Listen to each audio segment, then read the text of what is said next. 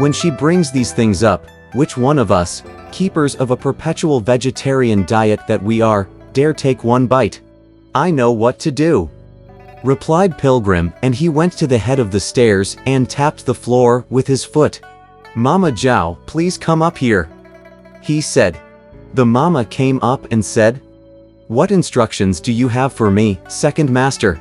"Don't slaughter anything today," said Pilgrim, "for we're keeping a vegetarian diet."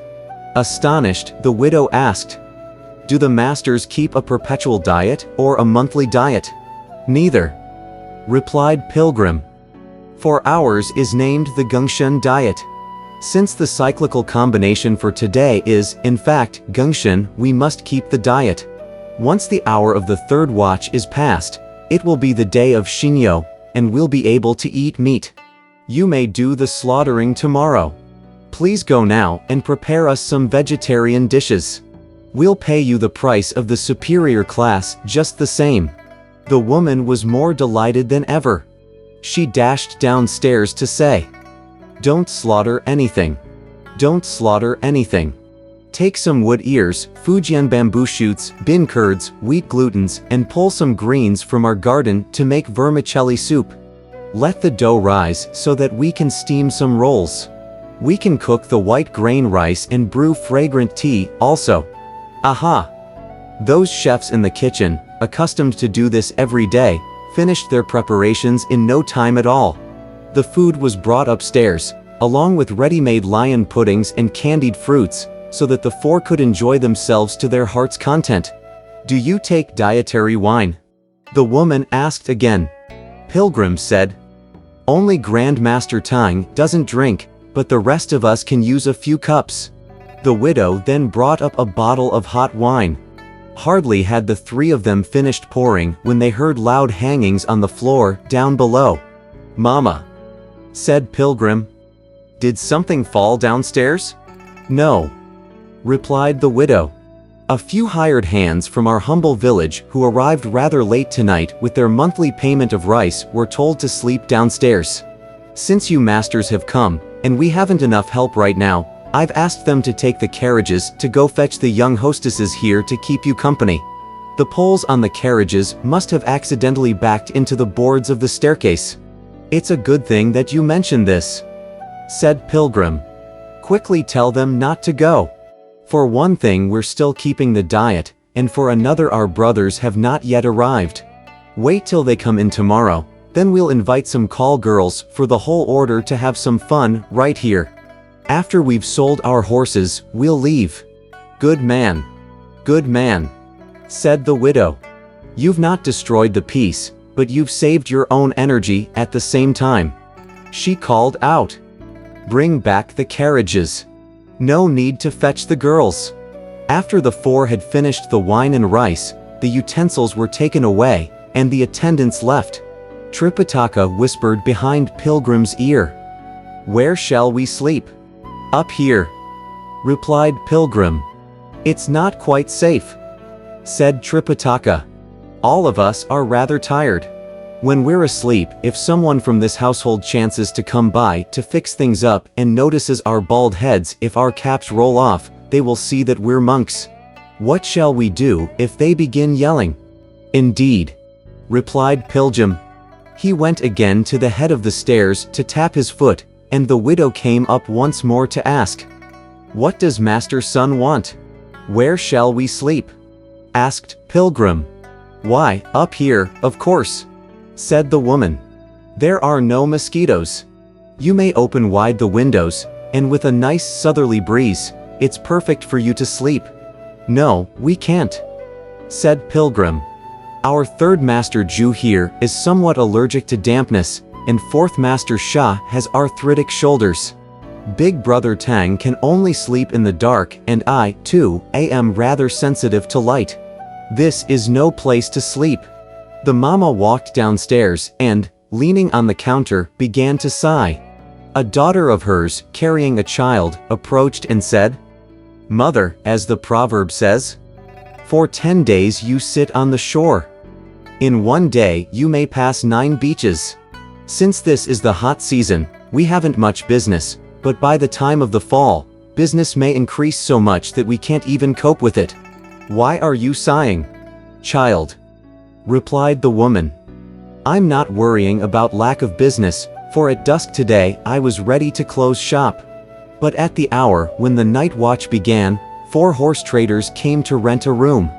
Since they wanted the superior class accommodation, I was hoping to make a few pennies profit from them. But they keep a vegetarian diet, and that completely dashes my hopes. That's why I'm sighing. Her daughter said. If they have eaten our rice, they can't leave and go to another household. Tomorrow we can prepare meat and wine for them. Why can't we make our profit then? But they are all sick, said the woman again. Afraid of draught, sensitive to light. They all want to sleep in a dark place.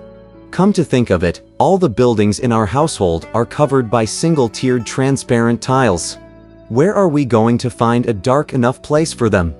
I think we'd better consider donating the meal to them and ask them to go someplace else. Mother, said her daughter. There's a dark place in my building, and it has no draft. It's perfect. Where is that? Asked the woman. The daughter said, when father was alive, he made a huge wardrobe trunk about 4 feet wide, 7 feet long, and at least 3 feet deep. 6 or 7 people can probably sleep in it. Tell them to go inside the wardrobe and sleep there. I wonder if it's acceptable, said the woman. Let me ask them. Hey, master son, our humble dwelling is terribly small, and there is no dark place. We have only a huge wardrobe trunk which neither wind nor light can get through. How about sleeping in that? Fine. Fine. Fine, replied Pilgrim. Several of the hired hands were asked at once to haul out the wardrobe and remove the door before they were told to go downstairs. With Pilgrim leading his master and Shamunk picking up the pole of luggage, they walked behind the lamplight to the wardrobe. Without regard for good or ill, 8 Rules immediately crawled in. After handing him the luggage, Shamunk helped the Tang monk in before entering himself. Where's our horse? Asked Pilgrim. One of the attendants on the side replied. It's tethered at the rear of the house and feeding. Bring it along with the feed, said Pilgrim, and tether it tightly beside the wardrobe. Only then did he himself enter the wardrobe. He cried, Mama Zhao, put on the door, stick in the bolt and lock it up. Then take a look for us and see whether there are any holes anywhere that light may get through. Paste them up with paper. Tomorrow, come early and open the wardrobe. You're much too careful, said the widow. Thereafter, everyone left to close the doors and sleep, and we shall leave those people for the moment. We tell you now about the 4 of them inside the wardrobe. How pitiful. For one thing, it was the first time they had ever worn head wraps. For another, the weather was hot. Moreover, it was very stuffy because no breeze could get in. They all took off their wraps and their clothes, but without fans they could only wave their monk caps a little. Crowding and leaning on one another, they all began to doze by about the hour of the 2nd watch. Pilgrim, however, was determined to be mischievous. As he was the only one who could not sleep, he stretched out his hand and gave 8 Rules' leg a pinch. Pulling back his leg, our idiot mumbled, Go to sleep. Look how miserable we are. And you still find it interesting to pinch people's arms and legs for fun. As a lark, Pilgrim began to say, We originally had 5,000 taels of silver. We sold some horses previously for 3,000 taels, and right now there are still 4,000 taels left in the money bags. We can also sell our present herd of horses for 3,000 taels, and we'll have both capital and profit. That's enough. That's enough. 8 Rules, of course, was a man intent on sleeping, and he refused to answer him. Little did they know that the waiters, the water haulers, and the fire tenders of this hotel had always been part of a band of thieves.